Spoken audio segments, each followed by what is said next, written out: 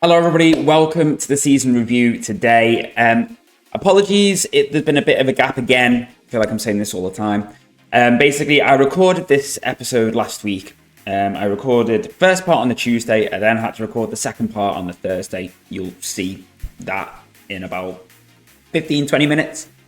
Then went to edit them, and none of the microphone audio had worked on the first part. So I'm having to re-record that now, which is a week after I recorded the first bit. Basically with work and stuff, I've just not had time to go back and re-record it. So yeah, I've just been really busy. I've just not had time to get back onto doing recording. So that's really frustrating. So sorry it's pushed everything back a little bit. Apologies if this video also therefore as a result seems a little bit disjointed. Everything had kind of flowed quite nicely together, but now I've got to try and remember exactly what I talked about in the first part. Because even though when I was watching them back, I could see the players we were talking about, but I couldn't really remember what we've been saying because there was no mic audio. But yes, basically this season has been huge. We've had 6 teams for the first time in the not in the Champions League, that would be insane, in European competitions. Us, HK, Breither, Hafnarfjordur, and then Fram and Vikinga competing in Europe for the first time in a very, very long time for those two clubs. So yeah, fantastic. Both those teams are now professional as well, so hopefully they can consolidate, build on that, gradually strengthen the squad and become more of a competitive force in Europe and help really drive those coefficients forwards. But yeah, been fantastic year for us. And yeah, we've got some really exciting transfers to touch on as well, some big outs. And yeah, so without further ado, let's get into it, catch up with where we're up to, and hopefully get it done right this time.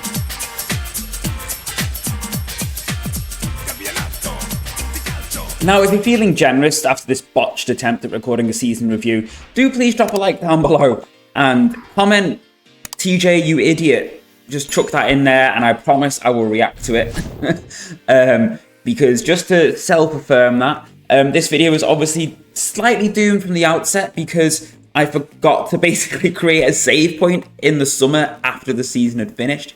So this is actually in the January, so halfway through the European campaign for the following season. So yeah, we're just sort of playing a little bit of catch up really. So obviously last time we'd lost Victor Manuel, we'd lost Sebastian Rodriguez, Peter Mützel, Dougie Gillespie, for example. But we had also we'd also touched on the bit of business we'd done, which was selling Joseph AKUREYRI to Bayern Munich, and that was kind of a symptom of our, managing to, even though we were making slight losses, in the end a very slight loss on Takeaki Kasai because we made 94 million off him. We bought him for 99. That was offset by selling the likes of AKUREYRI for much higher fees than we bought them for. Sorry. Same with Hector Schroeder, and who was the other one we touched on as well? I can't remember now. Yeah, because we made losses on like Jorge Alves. We made a profit on Everton, for example. And I think there was some other people. Anyway, that's by the by. We're going to touch on the outs that we've had this summer and potentially that's going to be going, well, sorry, not this summer. The remaining summer of 2049 and then the summer of 2050. We're going to touch on those players after then. Now, you might have thought that after spending 94 million, on Kasai at Real Madrid, we're done there. But no, they gave us 113 million for Lenny Charpentier. King Lenny finally left, finally got his move to a big Champions League competing team. And yeah, we were sad to lose him, but we knew that we were realistically not going to win the Champions League in like a season. And he had 3 years left on his contract, so it made the most to cash in on his value while we could. And when Real Madrid came in and gave us 113 million, bear in mind, up until then, we'd sort of been getting low balls for like 30 million tops, and we bought him for 31. So when Real came in, we managed to get 113 off him. Unfortunately, it made sense to sell him there and then, rather than risk making anyone happy down the line when we couldn't fulfill that promise of winning the Champions League in a season, which realistically we're not quite there for yet, and making the most of his value. So off he went, and we wish him our best. And then after Lenny, another player to leave was Giovanni Gerritsen, who you may remember we'd signed on a free. And basically, he cost us in that game against Liverpool. Was it not last season, I think it was, when he got sent off. And the link for Jake Cooper's Discord is down below. You'll find me very active in there. But basically, some of the guys in there were like, sell him. Sell him in the summer. We actually ended up giving him another contract. Gave him, I think, a 2-year extension or something like that. And then PSG came in and he wanted to leave, and we got 53 million for him. For a player who was 31 at the time, I believe. Maybe 31 at the time. To get 53 million for a player we'd signed for nothing seemed a very good bit of business. And then last but not least was Mohamed Kabaj, or Cabbage, as we'd taken to calling him. Potential to be a useful player for us. He had been a useful player to us. Sorry, that's a bit disingenuous. But Atleti came in and bid 33.5 million for him. We signed him, I think, for like 19, 20, and he wanted to leave. And we thought it's not worth digging our heels in over you. We just let him go. Especially when we died up some replacements as well. It did leave us a little bit light in defence going into the European campaign, but we managed, we got by, and I think things, we thought it was a good deal, a good bit of business. Then moving into the January, we sold Jose, who you may remember we signed from, I want to say Monero? Corinthians. We signed him for 7.75 mil, basically just to be a bit of a squad rotation player.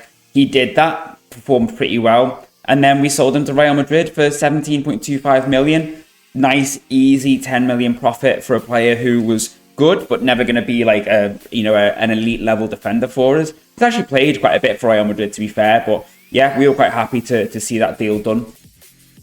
Next up in the January was a big one, and a player who it feels like maybe a little bit of a change in the guard or a bit of a transition, and that is Giordano Lisi, who has been with us had been with us for 9 years, and had really sort of fueled that transition to that more possession-orientated 4-2-3-1 that we've been using, with him excelling in that volante role. And he had been brilliant for us. We'd signed him initially on loan for Napoli. We'd earmarked him about 2039 as the player we wanted to sort of really spearhead that change. Managed to sign him for the 15.25 mil. And we got 19 mil for him, which isn't bad. He'd constantly been getting unsettled by bids pretty much every year, it seemed. And in the end, we finally decided we couldn't really stem the tide anymore. We didn't have to look at like this season, for example, where he chipped in with 25, 26 goals in all comps and something like 16 assists or something like that. So fantastic season. Pretty much hit over sevens all the time. He's not played as much for Villarreal, which is a bit of a shame for him. Really felt like he's good enough to play at any level. But who knows? We may see him come back in some sort of coaching capacity in the future. And then in between some of these deals, we had like conversions of loan farm deals into permanent signings, or just getting rid of some loan farm players who were struggling to get moves out and been with us for a couple of years and, not really made any moves in that regard. So the next big out was Gabriele Barini, and you will see why in a bit. But basically, I think in the January, he was really unsettled by a bid, and we were like, well, we can't afford to sell you just now because we need you for the Champions League. And then his contract was running down. I think he had like 14 or 16 months left. So we just offered him out. We made a loss on him and selling him to Leicester in the Championship. I think we'd signed him for like 55 mil from Saints. But he'd been really good for us. He'd been a definite upgrade on that inside fullback role on the left.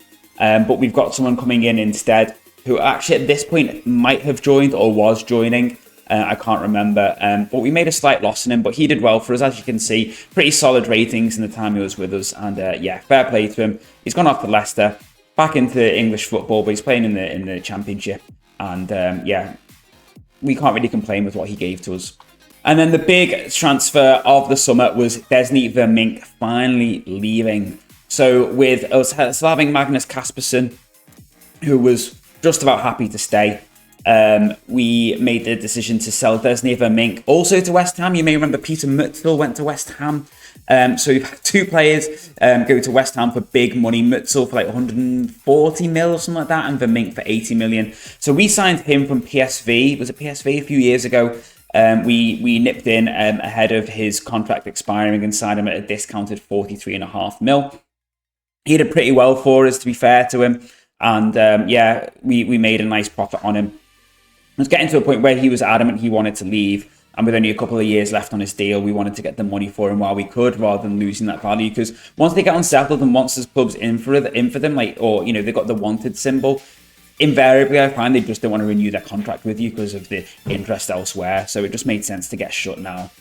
And then after him, we got 7 mil of just solid profit for Jonathan Fernandez, who you may remember we signed on free from Bayern. He'd done pretty well for us in the time, and then we sold him for 7 million to Al Nassr. So nice, simple, easy little flip for money for a player who'd come in to basically just be a backup. And he's earning a wedge out in Al Nassr compared to what he was earning with us. So fair play, off he goes. Thank you for your service.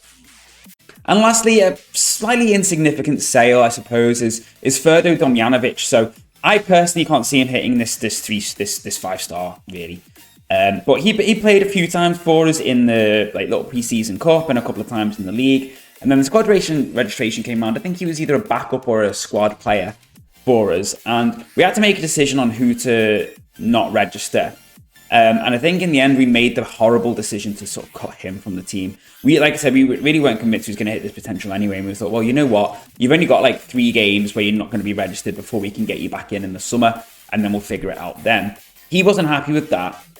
We said, don't worry, we'll register you next time. It's fine. And he was like, no, I can't believe this. I'm going to leave. So we ended up having to sell him for 29 million to Roma.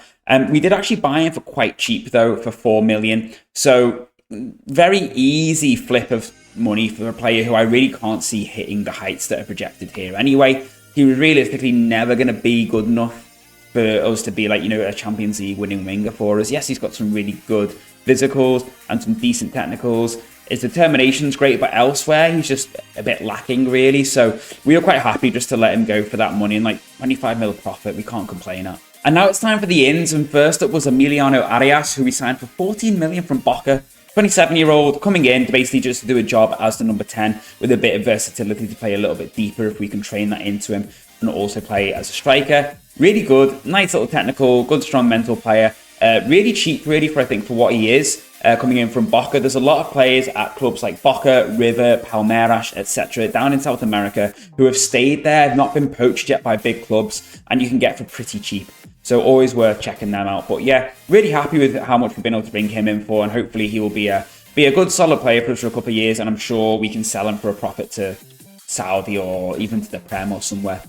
Another player in from Argentina was Matias de Hoyos, coming in from Newell's Old Boys for 12.5 mil. He is staying out on loan there to continue his development. And potentially someone, again, age of 19, decent potential, could become a really good player for us. Failing that, he's already worth 3 times at the most what we signed him for. I'm sure someone else will come in and buy him off us if he doesn't develop how we want him to. But with there always being interest in the likes of Samudio and trying to think who else. Yeah, Samudio is the main one, to be fair. Oh, and Carlos and Raysan as well. So, he may find that he gets more game time with us quicker than he imagines. But hopefully when he comes to us, we might be able to sneak him out into the loan farm. But that 3-star ability might put a few clubs off if they think he's going to be too good for their level, and he might turn them down. But yeah, happy to see how he comes along and how he develops. Next up was a big one, and that was Vincenzo Chiriati coming in from Inter for 83 million. Looks an absolute stellar number 10. Already hit the ground running, doing really, really well so far. And I'm optimistic that he could turn into, hopefully, on number 10 for the next few seasons. Inevitably, someone will probably try and poach him off us, and it will be a battle to keep hold of him. But if we can make a little bit of profit on him, I suppose that's fine. But yeah, I think he could be really good. He's got a lot of nice highlights that we like for the role that he's going to play, which is going to be the number 10. And excited to see if he can help take us on to the next level. So next up is Matias Caballero, who also came in from Inter. Unfortunately, I've seen that he's developed does not like big matches, but he is our Gabriele Barini replacement, and again 80 million to Inter. Again, big money, but I feel like he is definitely worth it based on what he brings. This big matches, he didn't have that when we signed him. That's something they do tend to develop a little bit later, which is a real shame, because I feel like it's potentially going to hamstring what should be an absolute star for us, but we'll just have to see how that comes along. We then spent 25 mil, probably a little bit of an overspend, on Eurico Collado, who's coming in from Benfica. He is straight out into the loan farm at Breither, though. And you know what? If it's 25 mil for a solid loan farm player, it's money well spent to my eyes. 21 years old, probably a little bit of a gamble that he'll ever come good for us. But if he can do well on loan, then fine. Here is another example of the sorts of players that you can pick up relatively cheap out in South America. This is Washington Antonelli, who we signed for 24.5 mil. He's actually on loan at United, and they do have an option to buy him for something like 28, 29 mil. So if he goes there, kind of like with Everton, when we signed him and loaned him out to Spezia, potential just quick, easy money flip. But if he doesn't, if he comes back, I'm sure we'll find a role for him.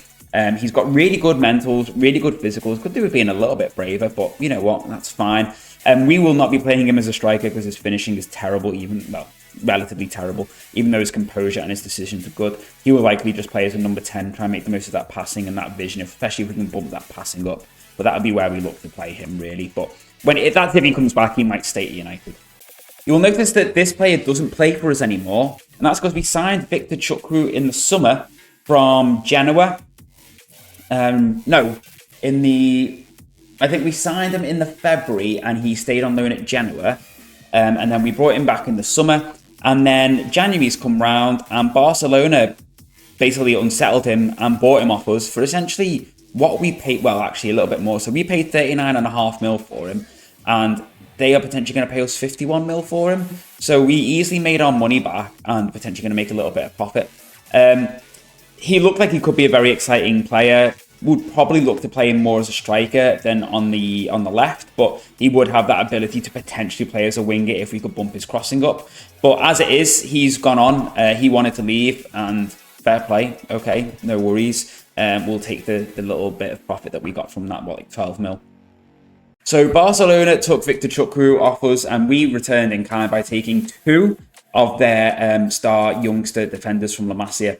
First up was Enric, who we are going to try and train to play as a libero in that system that we use. Basically, his dribbling is lacking, but I'm hoping that his first touch in that technique will help, especially if we can sort of develop his speed as well. He might potentially be able to do that role for us, especially he's got good composure as well, so I'd hope that would help him with his decision making. Oh yeah, and obviously he's got good acceleration and agility because he's got the knocked ball past opponent trait. So if he can develop there, 40.5 mil might well seem like a steal in the end. But basically, we're hoping that these two, Enric and you'll see the next guy, are going to hopefully be our defenders for the future if we can keep them. We also realised that we now need to find another Enric with like a triple barrel name rather than just a double barrel name. We had Enric and now we've got Enric Capellas. And now you might think, Tom, he seems like he might be a better option for libero. He's got the work rate, he's a little bit quicker, etc., etc. You know, his dribbling's the same. His first touch is just down a little bit, and I think that was just what edged it for me, just having someone who was a bit more comfortable receiving the ball and carrying it forward. Hopefully, we could turn Enric into the libero, and we're going to train Enric Capellas into the ball-playing defender, essentially. But he cost us 34.5 mil, so we did spend quite a lot on them from Barcelona, but I'm optimistic that they could, you know, they're both 19, they could be absolute stars for us. There was a couple of other little loan farm signings here and there, but one that I was quite pleased with was Erkal Gulak, who has come in from Istanbul Başakşehir for 6 mil. He is basically training up to play in that midfield for us. He's got really good technicals already at the age of 19, some really good mentals. If we can just work on those physicals, he could be a really solid midfielder for us. I don't think he will hit that 4.5 stars. He may be sort of more limited to 3.5, maybe a 4 if we're lucky. But for 6 mil, he seemed like a really good option to bring in. And the last out as well, aside from Victor Chukwu, that we have just done, I will just touch on it now, was Thomas Vasicic, who has gone to Al Ittihad for 24.5 mil. Now, we definitely overspent on him when we bought him, 3 years ago. We signed up like 79 mil from Saints. But he was someone who we thought, well, we had the money at the time, and he seemed like a nice luxury depth option to have for Giordano Lissi. He definitely did well for us. We can't complain about that. And yeah, he really sort of stepped up once Lissi left last January. But in the end, yeah, Saudi came in for him. He wanted to leave. We didn't see the point in sort of battling with him. He was 31. We thought we might as well just try and recoup some of that money for him while we could. And now we move on to the second half of the video. And yes, I am wearing a different hoodie because this is on a different day. Basically, I didn't have time to finish recording on, well, 2 days ago it was when I was recording that. But it also seemed like quite a good place to sort of finish it off after we just talked about transfers. And it felt like quite a nice, easy place to... Basically, my wife had been out and she was coming home and it was time to have dinner.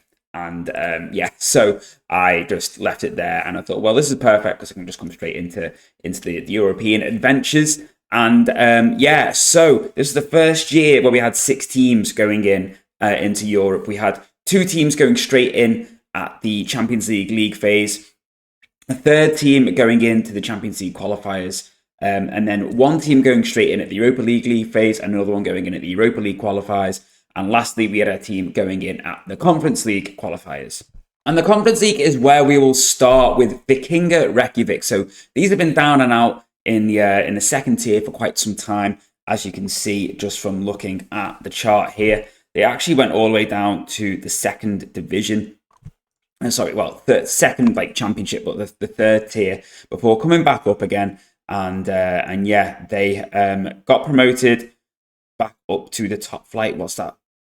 4 or 5 years ago, and they have pushed on since. They came 8th, and then they've come 6th the last couple of years. So yeah, basically that first season where we got obviously the top 6 going through, it meant that basically every team that finished in the championship playoff group was guaranteed a place in Europe, and Vikinga have benefited from this. They're now a professional side as well.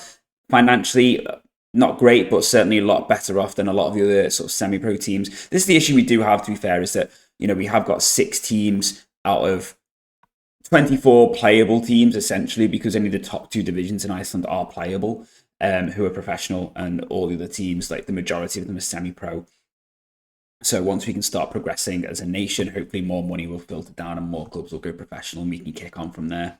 But Vikinga would go in at the 3rd qualifying round of the Europa Conference League, and a nice 3-0 win away from home against Osijek really gave them a good platform to get a 4-1 aggregate win. And then they got an impressive 3-0 win at home to Austria Wien and got the job done away from home with a 3-0 draw. And as you can see, they started the Europa Conference League phase incredibly well, with 4 wins from their first 4 games, including a 5-0 away demolition of Samsunspor. And basically, after the second win, we were like, flipping it, they're going to go through here. Because realistically, from 4 games, they only really needed a point. But they managed to get 12 points before they first lost, and that was away to Sevilla. And they did actually lose also the last game of the league phase, and that was against Panathinaikos, I think from Greece. But they still came in the top 8, if you can believe it. First time in Europe for who knows how long, and they get a top 8 finish in the Conference League. And they would come up against Samsunspor, who they beat 5-0 away from home. The red card definitely will not have helped them, and they ended up drawing 1-1 after going down to 10 men away from home. And I don't know if they just ran out of steam a little bit, but the fairy tale ended when Samsunspor knocked them out on penalties, 1-1 in normal time. And then, yeah, they went out 6-5 in a penalty shootout. But hopefully this little run, the money they get, the rep boost they'll get from that, will sort of set them up for the future. To sort of kick on, because at the moment there's only 6 professional teams, so realistically it's going to be those 6 teams who are always going to be finishing in the top 6, I would imagine, and are going to keep going into Europe. But hopefully as their rep grows, that will allow them to get some better players on loan from us.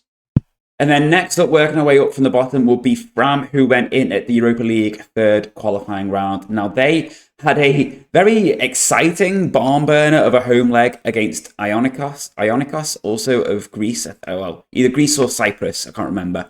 And they lost 4-5 at home, but they did win 4-1 away, which saw them play off against Anderlecht, where they understandably lost 2-0 away from home. Anderlecht are just a much stronger team than Fram at this point.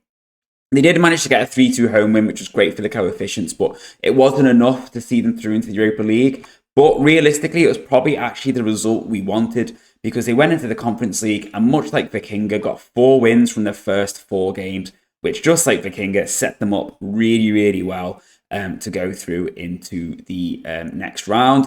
They got a 3-3 draw at home to Midtjylland, for a 2-1 loss away at Brighton. No shame there. Would set them up with, again, a round of 16 first leg, because just like Vikinga, they came in the top 8, and they would play off against St. Gallen of Switzerland, and a 4-2 loss away from home was really, really disappointing.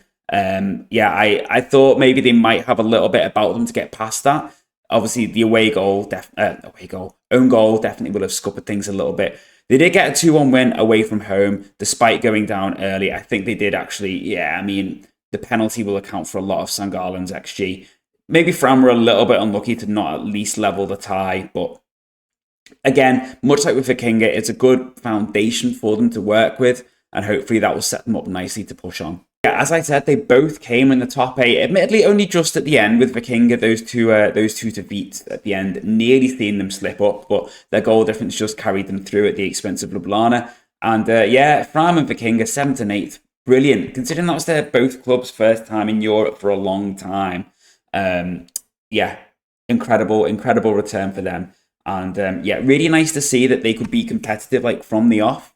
And then next up would be Breither, who you will remember played off against Getafe last time in the round of 16. Well, they met them again. So Breither went straight in at the Europa League phase, and they drew 2-2 away in Spain this time, before beating Sparta Prague 4-1 at home, Istra 7-0 away, Dynamo Kyiv 6-0 away, which is absolutely brilliant. A 3-0 loss at home to Napoli, you can kind of see it.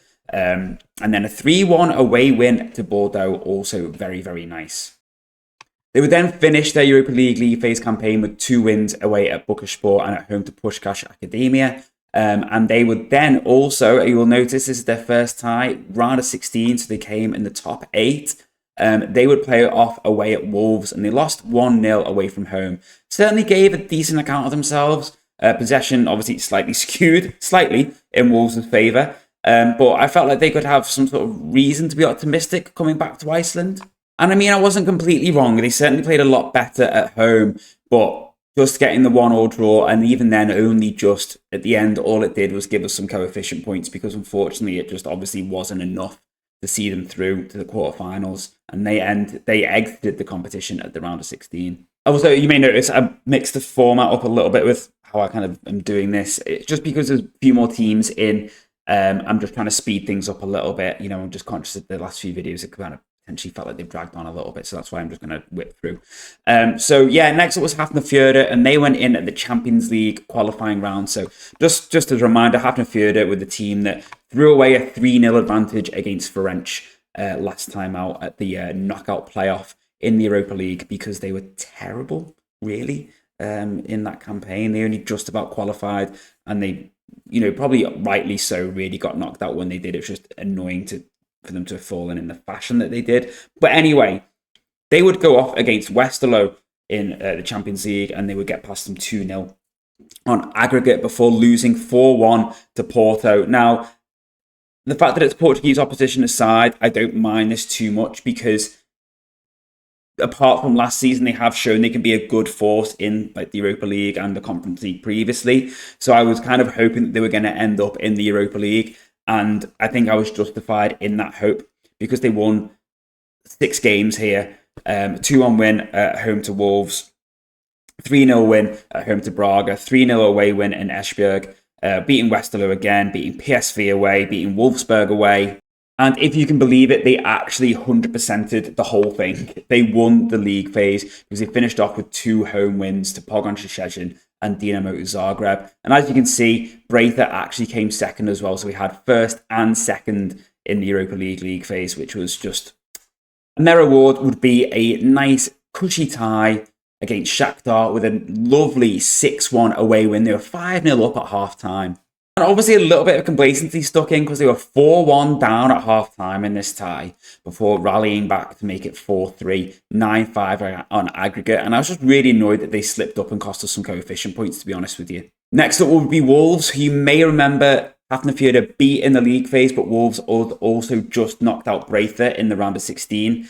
And yeah, 1-0 win for Wolves at home, but Hafnarfjörður only went and did it. 2-1 win at home, 6-5 win on penalties. And once again, we would have an Icelandic team in the semi-finals of a Europa League. We've had HK, I think, for the last 2 years. We've had Hafnarfjörður now. Hafnarfjörður have been there before. Really starting to get a little bit of pedigree going on here now. And their semi-final tie would be against Napoli, and they managed to get a 1-1 draw away from home. And a 1-1 draw at home. We actually watched this game, and honestly, the penalties were garbage. They were so bad from Struke, Navarro and Teixeira. Really, really poor penalties. And they crashed out at the semi-final. And it was really annoying because Napoli ended up winning. And I felt like if they'd have got past them, they'd have had a good chance. Because the other side of the draw was like Kaiserslautern and Feyenoord, I think. Teams who I would have backed them to win. But a little nugget for you, Mats Lerver, who we touched on the last episode as the Stjarnan manager, is now the Hafnarfjörður manager. And he is just going on from strength to strength. He is being courted by some big teams as well around Europe. He's still working on his coaching badges, so he's currently on his National A license, and he's still doing really well. He has actually since got his next level, so at this point, he was working on his Continental C, which he has now got. But yeah, he's doing really, really well, and hopefully he stays at Hafnarfjörður for a long time, and he can keep pushing on with them. Now it is the turn of us Champions Leaguers, and HK, Hans Natliks Felag Kopovogs, going in at the Champions League. I think maybe into the league phase for the first time in their history. kick things off with a lovely 2-1 away win in Portugal at Benfica before a nice 3-1 win. A horrible 3-1 loss away to Villarreal. They actually took the lead in this game, but then went down to 10 men, and then after that they fell apart and they lost 3-1. Before they beat Kalamata 4-2, and then got a draw against Stour and Young Boys, which really, I think they'll be annoyed that they didn't win this, because I certainly was. They should have won both of these. But they got a 0-0 draw at home to Barcelona. Isn't that just incredible? And it was that draw against Barcelona which would see them through, because they lost their last 2 games to Milan and Bayern Munich. I'll show you the results in a second when we go to the table. Basically, the reason I'm cutting off the last 2 results in the Europa League and the Champions League, I'm not showing you them, is because, like I said, obviously I hadn't realised that the save file hadn't saved properly. So actually, halfway through the next season, as you know, because we're in January, and I don't want to spoil the Champions League results for that one, so that's why. And they would draw Villarreal in the round of 16, not round of 16, knockout playoff round. Villarreal, they lost 1-0 away from home, at home, and I've absolutely butchered this segment. But yeah, they lost 1-0 at home, and we were not very optimistic of their chances. Yeah, I would say justifiably so. They got battered 4-0 in Spain. But you know what? They got through, and I think that is kind of all that matters at this stage. For them, for the first time competing in the Champions League proper, to get to this stage, fair play to them, I would say. You know, draws against Barcelona, love to see it. Love to see it for them. That's really, really good, and I'm sure they'll push on. And then last but not least, it was our turn. As we kicked our campaign off after, you might remember, we lost to Real Madrid in the round of 16, I think, last time out. And we went to Spain and we lost to Barcelona 2-0. Now, I can't remember if it's... Yes, this is the year, I think, that... Is this the year Barcelona... No, this is the year that Barcelona were reigning champions this year for the Champions League. So, yeah, 2-0 away to the reigning Champions League champions. Disappointing, but they're just a good team. And then we would face off against Spanish opposition again in Atletico de Madrid, but this time we would get the win 1-0. A very tight game, really even. It was Carlos who got the goal, just managed to get it over the line, really, and get it done. And yeah, I mean, when I saw the draw for our fixtures, I thought, bloody hell, what have we done to deserve this? But Gaston Fontucci has stepped up really nicely since Charpentier's left, and he's turned into a really good keeper, and obviously you can see he got player of the match there. We did get a little bit of a reprieve when we played off against Zrinjski Mostar. We won 3-0. Nice, easy job done. 35 shots in total. No shots for them. 3-0 flattered them, really, let's be honest. Less flattering was 8-1 away to Kalamata. 28 shots to 1. They scored with their only shot at all game. Yeah, absolutely flew past them. Barini, Andre, Jordan Elisi, Carlos, Kaspersen, Jonathan Fernandez with the goals. Obviously, a couple of these players you will know have now since left. But yeah, brilliant. Absolutely destroyed them. I think we were 3-0 up. Yeah, 3-0 up inside 6 minutes. But then it was back to a little bit of difficulty as we arguably were the slightly better side away in Munich, and we lost 1-0. David Nunez getting the goal early on, and yeah, we just couldn't find a way past the keeper. Yeah, Derbinger had a decent game. Yeah, really unfortunate. Reitan didn't deliver, just didn't deliver. We noticed that he does that a little bit. He does go missing sometimes in the Champions League games, seemingly. Doesn't have a fear of big matches or anything like that. He just will fairly regularly drop 6.4, 6.3 ratings in games. He just won't do anything at all. But we would have our revenge. Felegai 2, Real Madrid 1.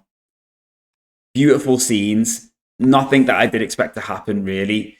Did not see this coming. We've not had the look of the draw against Real Madrid before.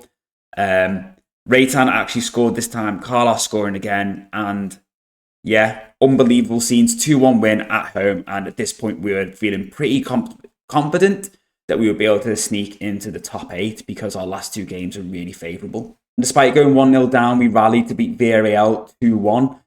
Yeah, beautiful stuff. Absolutely lovely. And we followed that up with a nice 2-1 win at home to Monaco. Comfortably deserved to win this one. The goals from Reitan and Alexandre Andre. Yeah, and what that meant for the Champions League this year was that we came in 6th and HK came down in 22nd, which, like I said, fantastic for their first time. But for us to get back into the top 8, I felt was huge. Really, really important and really good marker for where we're at now. And hopefully this can be the normal for us. Now, we already knew that HK weren't going to be going through past the playoff round. And we would draw Leon away from home, kicking off with the first leg. And we actually had a really frustrating performance, really. Only one shot on target all game. Reitan dropping one of his 6.3s. And 0-0 away from home. Like, we thought, okay, well, you know what? We can surely get the job done at home. But it was just annoying that we'd lost out on the coefficient gains. But a nice, cushy 5-2 home win saw us through with goals from Andre Vasicic, an own goal, and Dennis Reitan finally scoring. Well, I say finally, scored against Real Madrid. But, turning up and getting a goal here sent us through to the quarterfinals again, where we would go up against Chelsea, who actually ended up being the eventual Champions League winners this season. We lost 4-3 away from home. Now, Chelsea, a 4-4-2, very much direct set-piece team. Almost how people would say Sean Dyche's. And as you can see, we actually gave a really good go of it. Actually had more shots, slightly worse XG. The reason for that is because most of their goals were little tap-ins or point-blank headers from corners and stuff like that. Really frustrating to slip up in this game because it felt like we could have got something. But as I said, Chelsea did actually go on to win the whole thing, and maybe it's a bit of luck like this where we were comfortably the better team really in the second leg, and we somehow lost 3-1. Hillcoat really killed the tie off when he headed in from close range. Then El Amrani scored from a corner towards the end of the first half before they managed to get a third just before 90 minutes, and Vasicic got a consolation goal in injury time. Really disappointing. Felt like we definitely deserved more out of this, and as you can see, Reitan with another 6.3, really letting the side down. But another quarterfinals, the result obviously disappointing, but feels like we're finally maybe starting to feel like we can push on a little bit now. Now, I'm just going to show you the coefficients. You will obviously be able to see a little bit how we're doing this year. But we dropped a 19.9 season last year. Actually, realistically, I think one of our best, if not our best so far, just shy of the 20. Would have actually seen us, come 5th for the year, just behind Germany, ahead of Italy. And as you can see, this season, we're already sat on 11. But at this point, we're really leaving Portugal behind, and we have definitely got our eyes on Germany and Italy, because Italy are only just fractionally ahead. So, we've really eaten up the ground on them. And as you can see, they're losing far better seasons than us. So they're going to lose 18 and 17.5 respectively, while we're losing 14.9. They're losing 19, 17.5, and we're losing 16.4. Pretty much every year up until this 19, we're losing a worse season on all of them. So we're just going to gain points every year now up until 53, 54. And we will obviously gain points on Germany that season as well. But I honestly reckon we could end up in 4th, if not 5th, within a season or two. Actually, definitely 5th, because I think we will catch Italy, if not next season, the season after. But if we're lucky, we might be able to slingshot above Germany as well, because they are just so close. But Italy are going to drop down, I reckon, this year behind Germany. Just Germany seem to be having a much better go of it. Although, admittedly, not at the moment. But from what I've seen, playing forwards, that has happened. So it does look like Italy are going to drop down to 5th, but we will be very much within touching distance of both of them. But what an incredible season to have 5 out of 6 teams come in the top 8 in 3 competitions in Europe is incredible. And dropping that just shy of 20-point coefficient season really has got to be the benchmark going forwards. It's going to take some time to assault that top 3, top 2, but if we can get up to 4th, certainly in a couple of seasons, I think we will be in a good position to really make an assault going forward. It's difficult. Trying to break England and Spain is usually really, really hard. But I feel like the way that the pro teams have pushed on, like HK, Hafnarfjordur, Breither, and now sort of Fram and Vikinga, hopefully starting to sort of step up a little bit. If we can get that filtering down to the rest of the division, who knows? Maybe we'll be in a position where we can at least have an Icelandic team win one of each competition. That would be lovely to see. But I think it's just going to take a bit of time. Obviously, I mean, we're in 2051 now. This whole thing takes a lot of bloody time. But I'm really enjoying it. I'm finding it really satisfying. Like I said, I appreciate it's really long-winded. People are probably just waiting for FM24 6 really. And maybe you're getting a little bit bored of long play saves. And I am going to try and, when I have time, when I change my job in the new year, to do something like a few little different videos, little like one-offs and stuff, just to keep things fresh. But for now, we're going to keep plowing with this. I'm going to keep doing it for those of you who are interested. And yeah, let's push on and let's see if we can really step things up. I want to be hitting a semi-final in the next couple of years for us. Appreciate it's going to be difficult. Basically, realistically, I think we need to get a lucky draw. We need to avoid like Prem teams. Really, as long as we can, because most of them are really, really strong. And yeah, like Chelsea, Newcastle, etc., are really powerful teams. And they seem to be the ones who are getting there. I think Newcastle, this season, where Chelsea won, like that one when we just got knocked out. I think it was Chelsea-Newcastle final. Yeah, they are just absolutely flying, and it's going to be really difficult. So yeah, like I said, we just need to dodge them for as long as possible. But yeah, thank you for watching, everyone. I will see you all very, very soon, and hope you've enjoyed the episode. If you have, do remember, please drop a like down below, and I'll see you on the next one. Bye for now.